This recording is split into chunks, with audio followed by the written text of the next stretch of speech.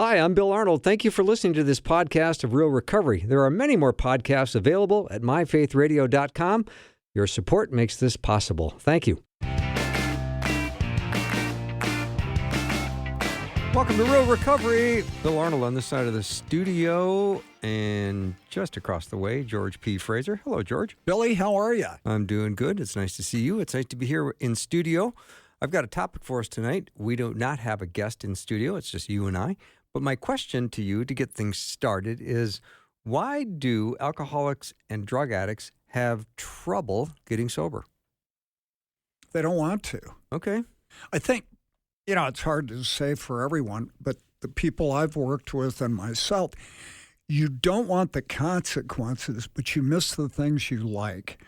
And in the road of addiction, what happens is it starts off great. This is my solution. Where's this been? I feel better than I have. I don't have stress, anxiety. Well, it works for a while. And it's kind of like the part of the book of James where it talks about you're trapped and enticed by your own lust. But as it goes on, you need to do more and more, and the consequences become more and more. And the enjoyment becomes less, but it's kind of all you have. It's a trap, isn't it? Total trap. Yeah, because you almost have to start using just to feel normal. You do. Yeah. And so I think it's a trust question of if I really do quit, is it going to be any good? I remember for me, after 7 years of struggling in and out of recovery, I thought, well, it'll be like being in a monastery. Which probably be a good place for you. But it's better than prison. Mm-hmm. There's no way this is going to work. You see these people and they go, yeah, we're from recovery. When you're in treatment, they come in and you're thinking, okay, they got to pay these people. I remember a guy said, my name is Dan. And he had one of those little bobber birds, that its head went up and down and a glass of water. Yeah. And the guy said, all I have is my sobriety, my relationship with God. And I said to the guy next to me, I would never admit that publicly. This guy's a loser. Why would you say that? Because I thought he was. Okay.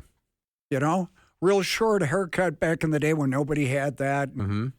And didn't really listen to him. It was my last rehab. There's an ending to this story that's a huge God shot. So I went out using again about 3 months later. And I remember doing coke, and the thought came to me, who's the loser?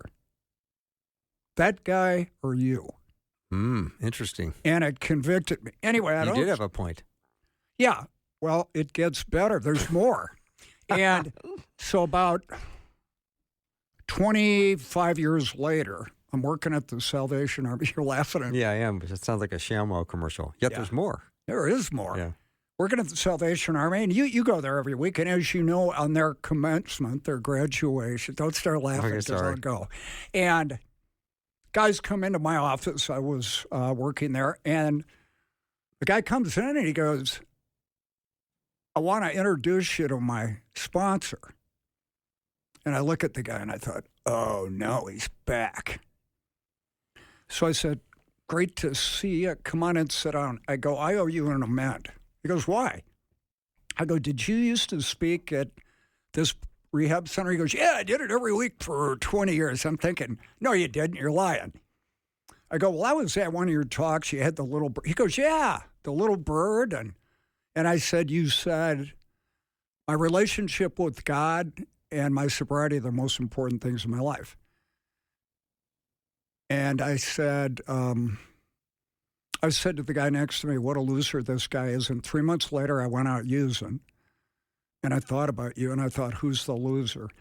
And I said, I think about 4 months after that, I've been sober ever since. And the guy gets a tear in his eye. Mm-hmm. Wow. So let's make me worse. Come over and kick me a few times. Mm-hmm. And he said, think about it. When was that? I go, 1977. And he said, well, that was a long time ago, 25 years. And you're working at the third largest treatment center. You're program director in Minnesota.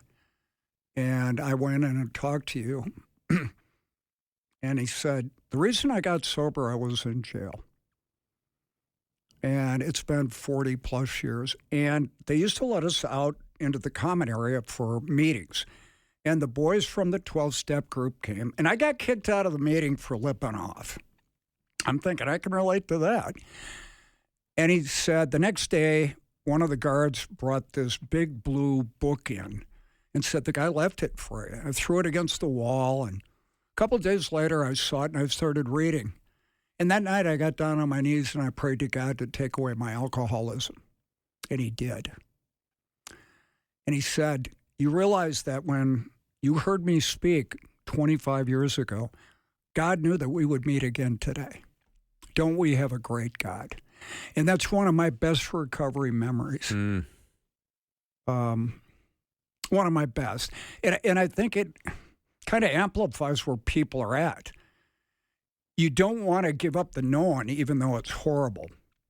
And like it says in the book of Ephesians, you have to put off the old and put on the new. But you got to go all in to your recovery.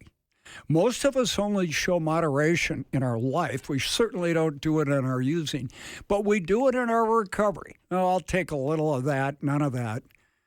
And for me, that's what I see. But God, in his wisdom and strength, pierces your heart where a lot of us keep coming back to recovery. And then one day, miraculously, it's there. I think you can refuse God's call. I know a lot of people don't believe that, but I think you can. And suddenly, one day, he breaks your will. And what seemed to be the one thing you just didn't want to do, you should have done it, is what you want to do now. God changes the desire of your heart through the Holy Spirit, first by convicting you and then offering your hope that it is better. And if you stay sober for like a year, as our friend Glenn Rank says, it's like the movie The Wizard of the Oz. The color comes in the movie. That's like recovery, where all of a sudden you go, I'm so grateful to be here. You know, I remember thinking, I'm so grateful to have a relationship with a forgiving God who loves me when I didn't love myself. And I get to share that with other people who've been in the same predicament, like survivors of the shipwreck of the Titanic. And you're overjoyed to just be there. Anytime anybody gets sober, God does it. You can resist it. I don't know how it works. It's a mystery, but it's a wonderful mystery. Well done, George. Is addiction a ongoing brain disease? Is it a heart issue or both? That's a great question. I struggled with this for a long time. I think it starts by sinful behavior that changes the physiology of your body and your brain to where it becomes a disease. Remember, before the fall, there was no disease, no death. Mm-hmm. And to me, it's both disease and sin. Well, I do believe what you said is true. It starts off as sin, but then doesn't some of the drugs and substances hijack your brain's reward system, and it gets filled with so much dopamine that you realize your brain is operating with a level of dopamine it was never meant to have, and then you need that again to try to get that same level of satisfaction. And the more you use, the more you need, and it's just a vicious cycle. Yes, and one of the thoughts has been that it depletes your dopamine. Yes. That you can't have any pleasure anymore. Yeah, you can't naturally produce dopamine anymore. So when I was, 20 years sober, I read a book, and I called the author. He was a professor down at Baylor University. And his thought was, great book, helped me a lot, that if you're like a cocaine addict, you need to use a supplement to get the good endorphins going, and because otherwise you're stuck. And I called the guy, and I was shocked that he took my call. Well, he didn't know who I was, otherwise he wouldn't. And he told me that, and he goes, you need to buy. I go, well, I've been sober 20 years, and I haven't been doing it, but I've been exercising. He goes, that's interesting. Had a nice talk. You have to do something to replace it. Mm-hmm.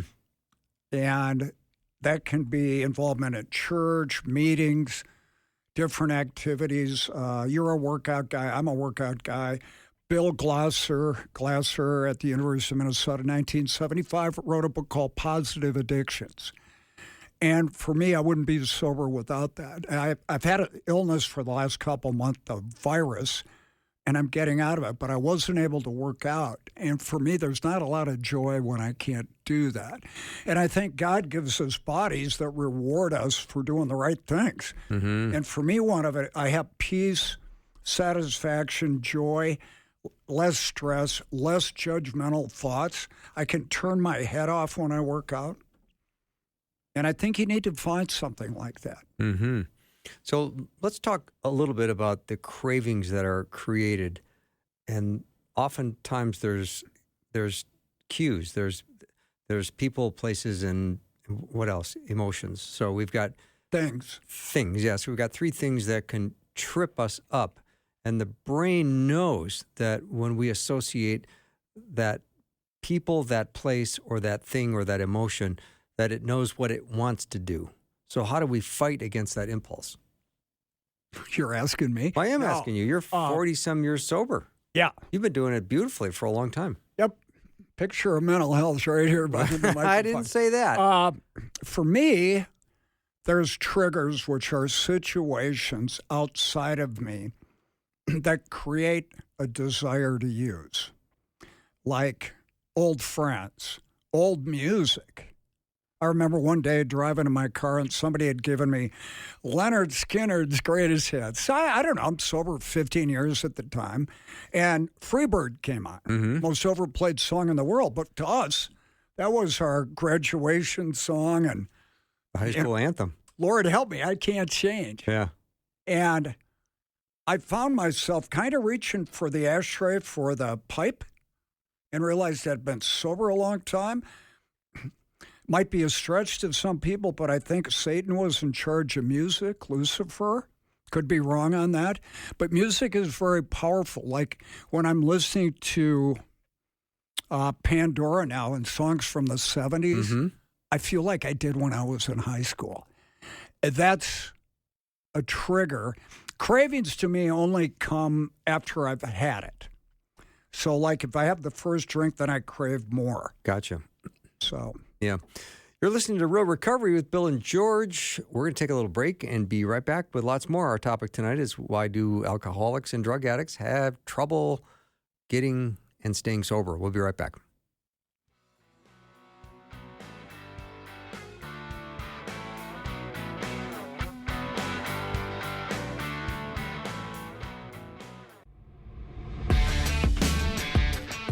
Welcome back to Real Recovery. Bill and George. Ryan's on the board tonight, and we're talking about why do alcoholics and drug addicts have trouble staying and getting sober.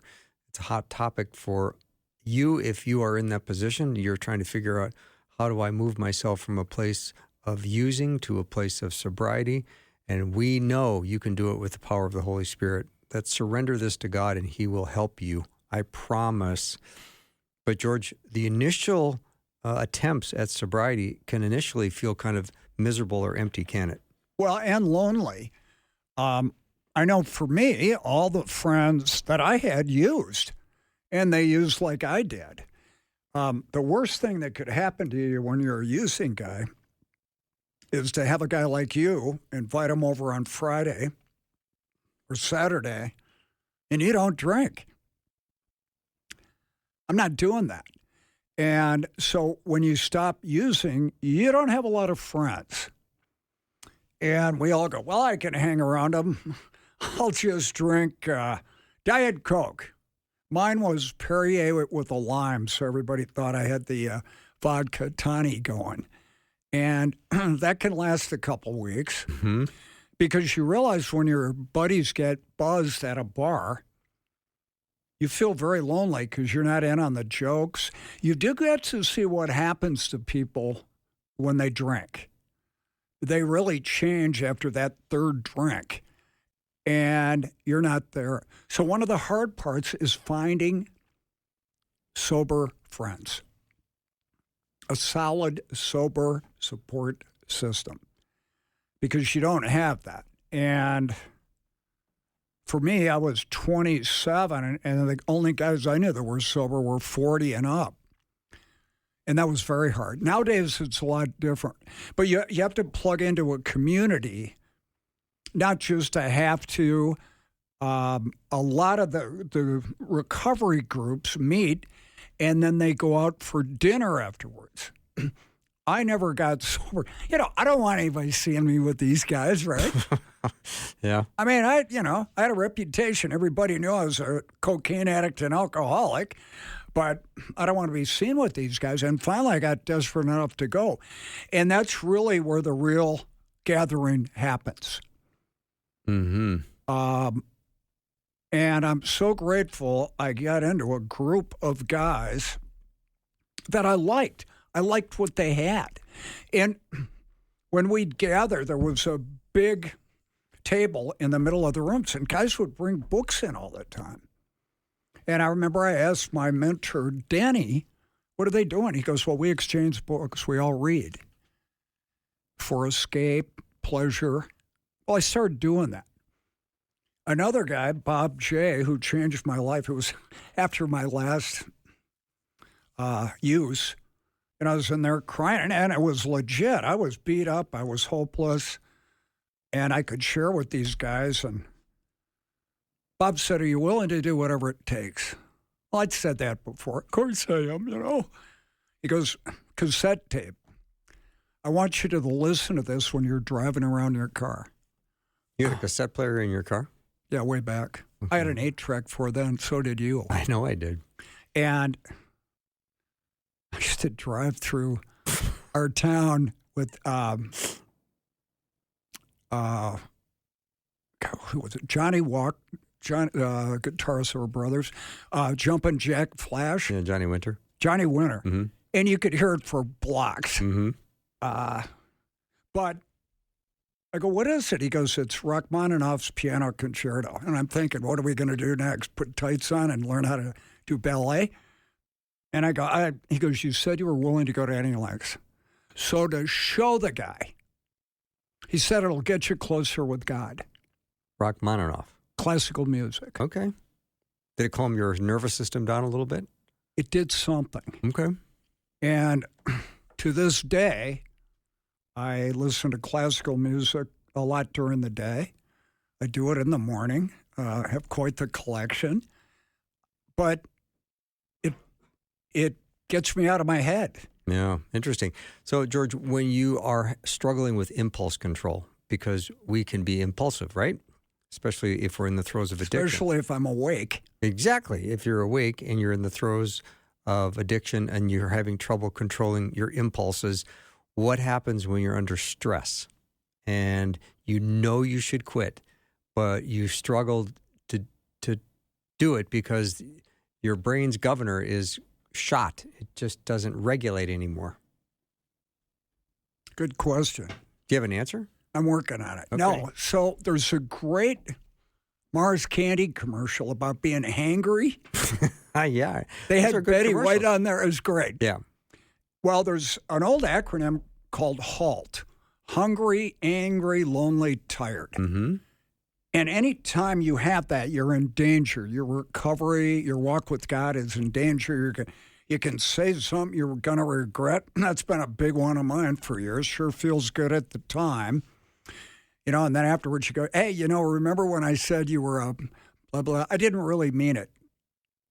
It stays out of that, but your emotional regulation gets out of line. We talk about the process of relapse, which is a process of returning to chemical use. I believe it's misused when people say, well, he relapsed when he used. The difference is the reason relapse is a process is you can identify it and change it. And you can go, yeah, I'm a little edgy today. And then you look at step 10, you continue to take personal inventory. And when you're wrong, promptly admit it, which was new to me.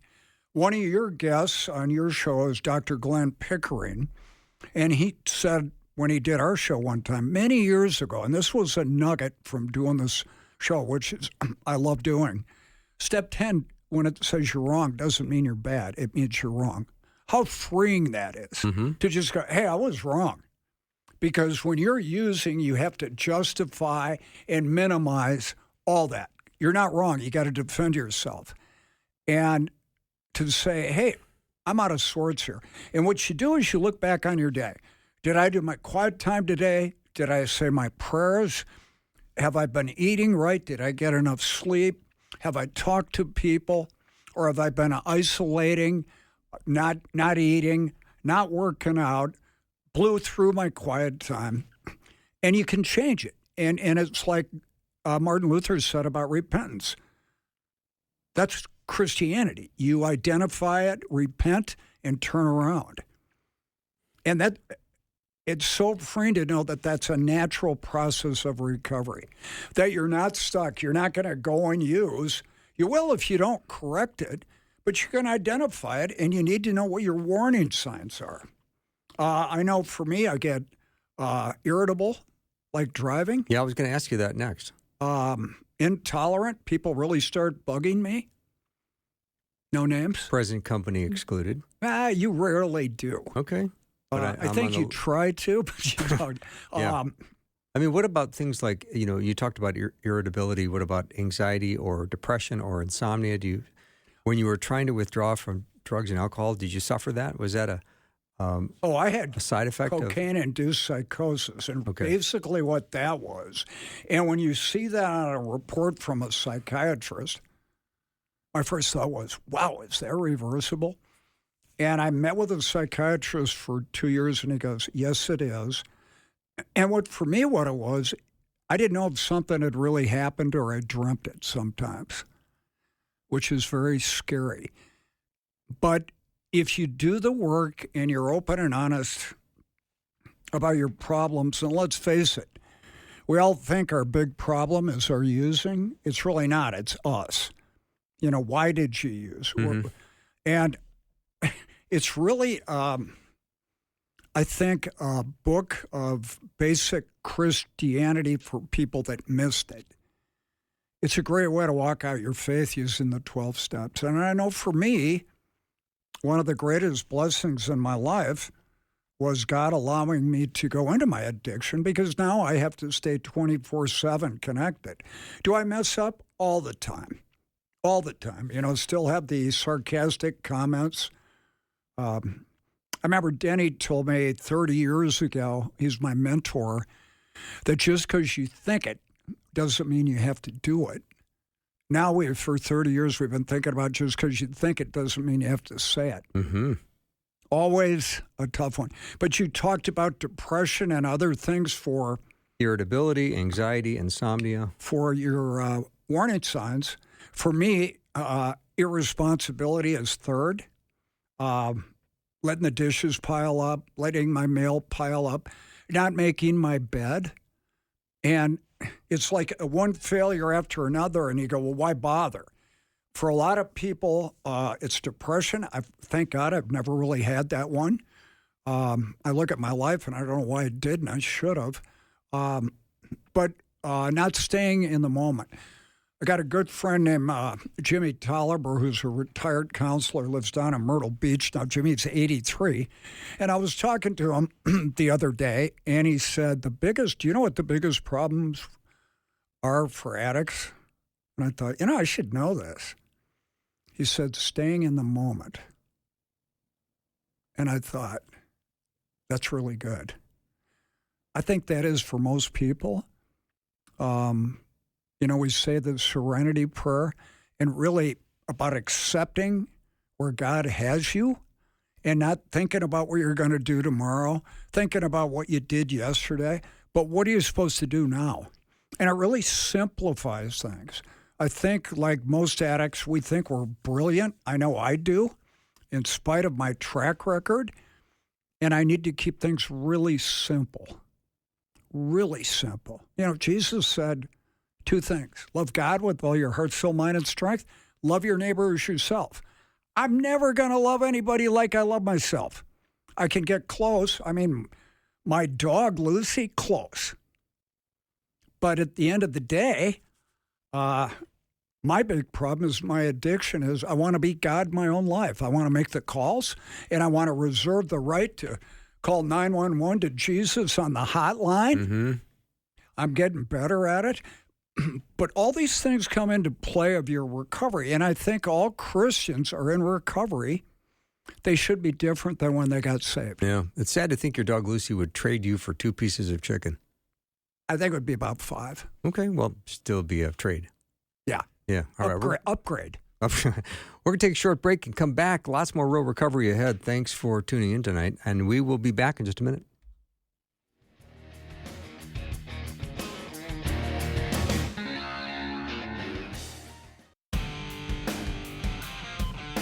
Welcome back to Real Recovery. Bill and George, we're talking tonight about why do people who use alcohol and drugs have trouble getting sober and staying sober. George, how many years do you have in your sobriety? 46? 41. 41, okay. Passive-aggressive, thank you. Well, way to go. Way to go.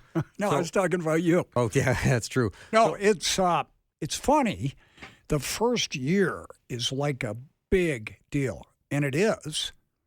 And then after you're sober a while, you go, okay, I can't take a lot of pride in this because I didn't do it. It took me 25 years to get to that point. But the mystery is why people get sober and others don't. I've worked with guys a long time. I only work with men. And when I have them in rehab, I think, and you've worked with guys at the Salvation Army, you can probably, chime in on this. I'll think, well, this guy's going to make it. This guy better change what he's doing because he's not participating. And almost all the time I'm wrong on who's going to get sober and who's not. And I learned that a long time ago, so I work, just like, okay, it's my job is to communicate what I think God wants me to, pray for him, and let the results go. Because it always amazes me. Usually when guys don't make it in rehab and then they come back, they're on fire when they make it. I was talking to a friend of mine who sponsored this guy, and I knew him and really liked the guy, complete wise guy and real successful, cocky guy. Didn't make it the first 5 years. Now he has 5 years, 2 kids, a wife. He's leading Bible studies at church and recovery groups. That's God. That's totally God. I never get tired of seeing that. I can't see God. I mean, I can look at the creation. I think Paul wrote in Romans that the creation proves the creator. But when you see somebody totally broken, helpless, no hope, and then you see them a few years later and they're helping other people, they're at the top of your game, you go, you'd be the last guy I would think would help people. And the last time I said that was this week when I looked in the mirror in the morning. It's all God. And I think we need to remember that because that'll keep you grateful. So if you are looking for sobriety, you're looking for recovery, you've come to the right place. We do want to encourage you, and the Lord will break your addiction. He will help you. But George, it's usually something more than just stopping, isn't it?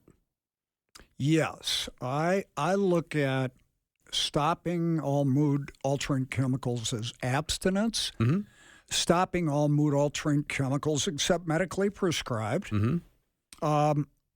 with a change in your life is sobriety. For most of us, just stopping isn't good enough. The guy I was drank, did coke, gambled, lots of other stuff, and you just stop doing the chemical, I'm still me. I need to become a new creation in Christ. Amen. But you got to do the work. Prayer works, but rarely have I seen a person who just prayed and didn't do the work of learning more about God and getting in community, of helping other people make it. Because it's not good enough. The great joy in recovery for me, and I think 99% of people, is working with other guys. And when we're the most selfish people on earth. So it's kind of funny, but I love working with guys and see them get sober. And then they go on and work with guys. And yeah, it's very satisfying to see. Three of the guys, because they were on our show. One's in L.A., one's in Indiana, and one is working at a treatment center in Tennessee. And they call the old guy occasionally, and it just makes me feel better than about anything else. Because I know that if they pass it on, they'll keep it. Right. But you can't give away what you don't have. And you need to get sober. And we have a lot of other issues, too. And when you're sober, you see that. And you have a desire to work out. I was in therapy for 2 years. A lot of people think I should go back. And I would if I had to. But it really helped me. What it is another person showing you what you look like holding a mirror up to you. And it's like, I don't want to be that guy. Well, you are that guy. Yeah, right. Good point. And I've heard people say stuff like, well, that's not who I am. Actually, it is who you are because you did it. My favorite one is, I won't name the treatment center, but I would do a lot of intakes. And they ask your legal problems, relational health problems. And usually alcoholism or drug addiction, you can say, well, he drinks this much. I've known people that drink a lot. And until the health thing gets them, they don't have any real consequences. Sure there are, but they're not apparent. But you get done, and I've had guys that have been murderers, and they've been in prison for 20 years, and, they don't know their kids, and behind in child support, and wrecked this, blew up that. And at the end, I'd go, do you think you're a good guy? Yeah, when I'm not using, I am. That's what I thought, too. And so, therefore, your big problem is using, isn't it? Well, when you stop using and start doing the steps or go to Celebrate Recovery or get in a Christian 12-step group, you start peeling the onion back, and you see, wow, selfish, self-centered, egocentric. I like what you said about taking responsibility. In Proverbs 19, it says, a man will blow up his own life and then be mad at God. Totally. I've seen that before. All the time. And of course, not just in alcoholism. Everything. Yes. Yeah. So I don't want to overcomplicate this, but let's talk about some of the issues that come alongside addiction, like an untreated mental health problem or some trauma from your past that's never been resolved. That all contributes to use because you're not dealing well with your life, your past. Yes. Which is not easy. Well, the reason you haven't done it, it's not easy. And you have to look at all the situations in your life that may have caused it. There's horrible abuse that goes on, sexual, psychological, physical, trauma, poverty, all sorts of things. And when you stop using and you start going, okay, this isn't good enough. Why? Well, when you go through the steps, step 4, fears, sex conducts, resentments. Usually in the resentment category, you can look at a lot of what your issues are. And it doesn't matter if the resentment is justified because it's killing you. I'm still mad. I was mad at my dad for moving out when I was 13 till I was 30. Mm-hmm. And I realized, I was about 3 years sober, I liked the guy, but he was a better friend than my dad, and I forgave him, and that weight was off. People do the same things, and a lot of the stuff they do, you just can't justify. But are you going to let that weigh you down? And a lot of it's hard. People that have been tortured and raped and that, those are really difficult things and way above my pay grade to help somebody. But there are places that can help you. And we have a God that can do anything he wants. True. And talks about in the Blue Recovery book that resentments is like murder to us. It's the number one offender that gets us back to drinking. Mm-hmm. But I think the good news is if you're listening and you're having a problem quitting, I think you need to pray to God to give you the desire to do it. Most of us go in so we don't go to prison, we keep our job, our marriage, whatever. It's the consequence. But we need to have God show us, convict us that our using's wrong just because it's wrong in his eyes, and give us the hope and desire to change it. I still pray every day before I get out of bed, God, give me the power, strength, the desire to stay sober today. And you know what? That's worked. John 15:5 says, apart from me, you can do nothing.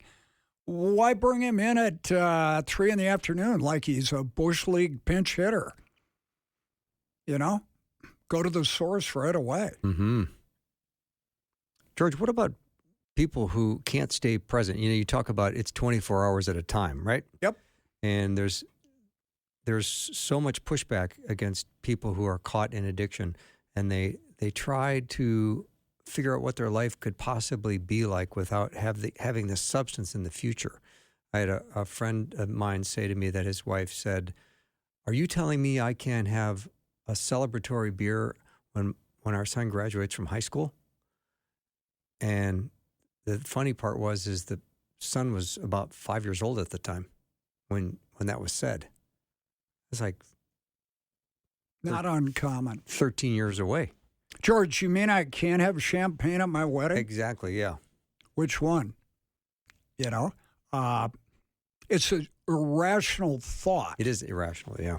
But it seems rational to you. So why would you be worried about something that may never happen? Why would you be concerned? Because it's easier to look at that and try to come up with reasons not to do it. I'm not going to quit drinking because 30 years from now, I might want to drink. Right. But at the time, it seems very logical. It does, doesn't it? Which should be crazy. Indicative of how much trouble you're in. The therapist I saw for 2 years, thank God he stood in there. I don't know if you believe this, but I was really a smart aleck. No. Yeah, no. I know.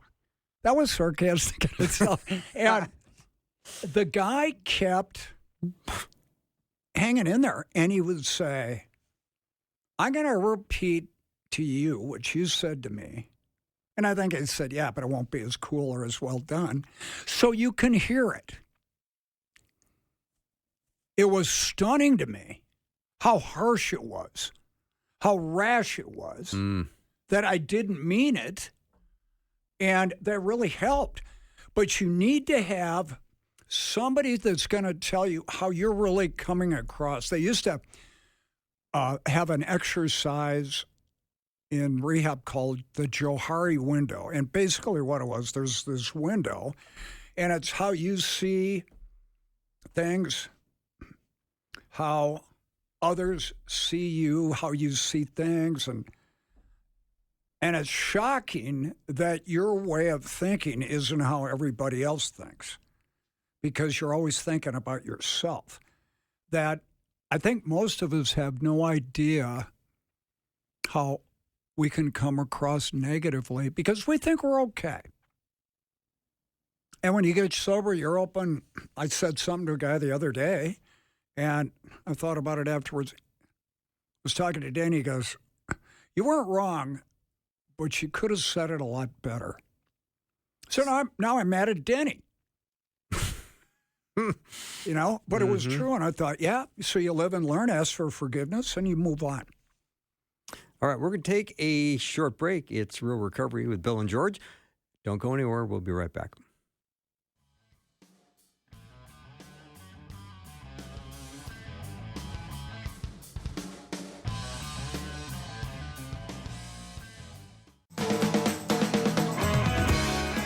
We are back.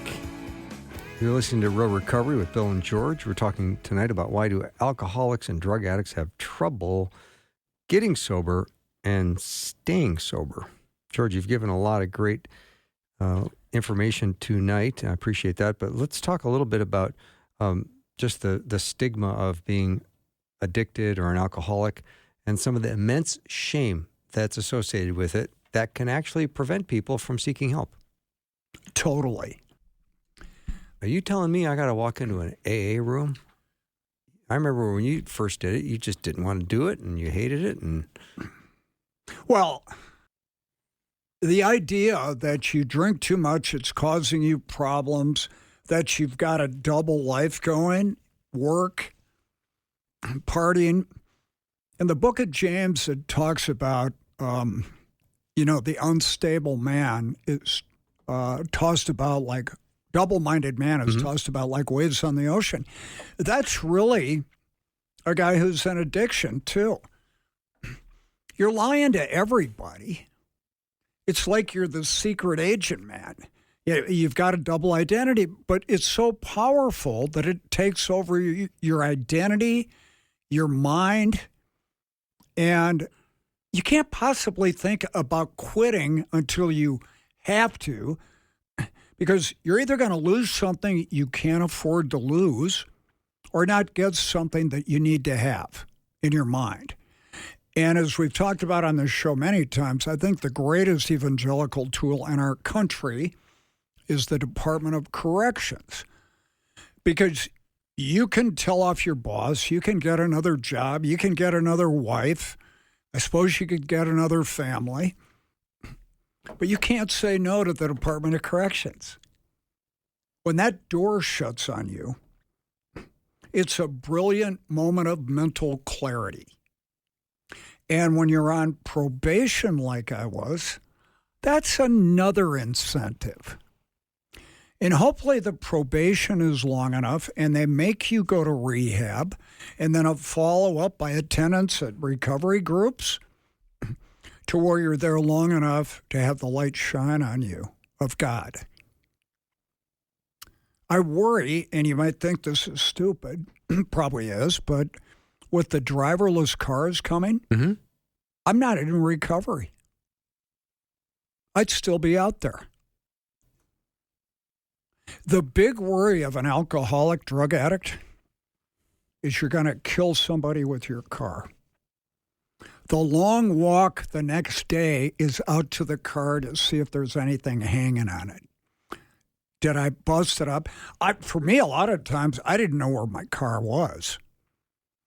And ironically, I think it got stolen. But the guy who stole my car all the time would always leave it in a bar parking lot, which was really nice because I'd retrace my steps and he brought it back. Isn't that scary? Yeah, is it ever? And a lot of people, that comes true in their life. We had a guy on our show, no names, that had a few years of sobriety that happened to him. And on our show, he said, I don't think they gave me enough prison time. And he later went back out, I think because of the shame and the guilt, and died. The shame of coming in is overwhelming. And I know for me, when I found a group of guys that I liked and admired, they had what I wanted. They had lives. There were cops. And I disliked cops intentionally till then. Grain traders, entrepreneurs. But they had what I wanted. They had families. They had normal lives, teachers. And the one thing they all had in common is they had to quit drinking to keep their life. And it took me a while, 7 years to get it, but I wanted what they had. And a couple of the guys, I thought, if they have the same disease I do, I'm honored to have it. They were really cool. Mm-hmm. And but it's really shameful. And we're so messed up and disoriented. About 2 years into recovery, a friend of mine came. He goes, "Can I ask you a question?" I go, "Sure." He goes, "So everybody knew you were a cocaine addict and a drunk and irresponsible, and you only showed up when you wanted to." I go, "Okay, I get it. Take it easy. But now that you're not using, nobody can know it. Why is that?" Well, I know why. There's, secrecy for people that, and you have the right to not have anybody. But I thought about that and was like, yeah, why? Everybody knows you're not messing up anymore, George. Mm-hmm.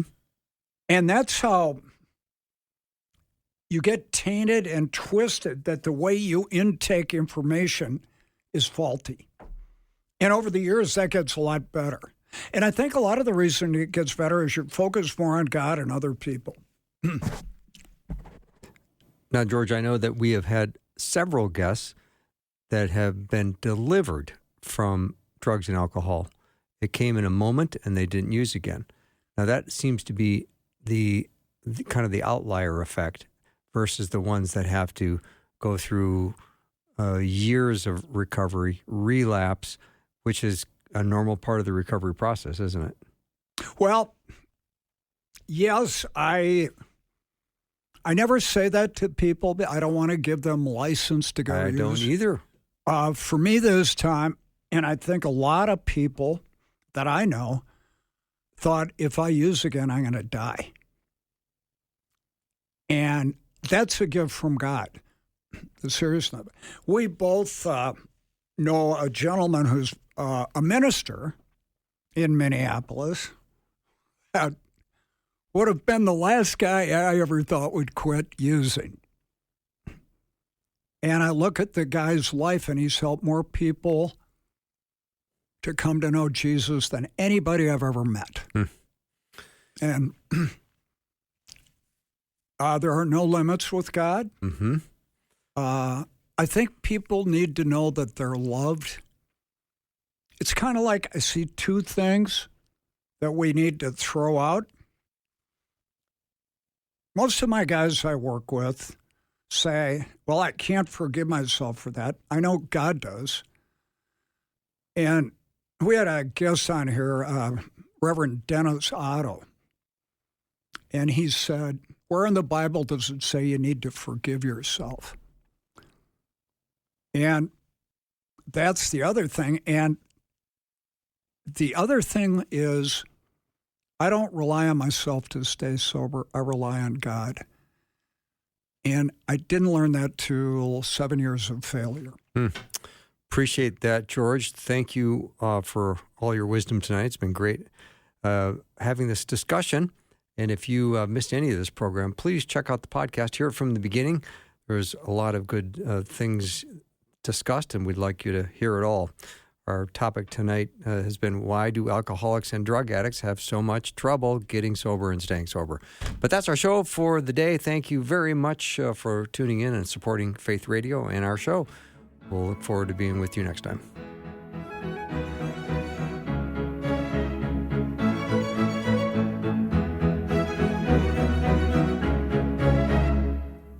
Thanks for listening. Programming like this is made available through your support. Information available at myfaithradio.com.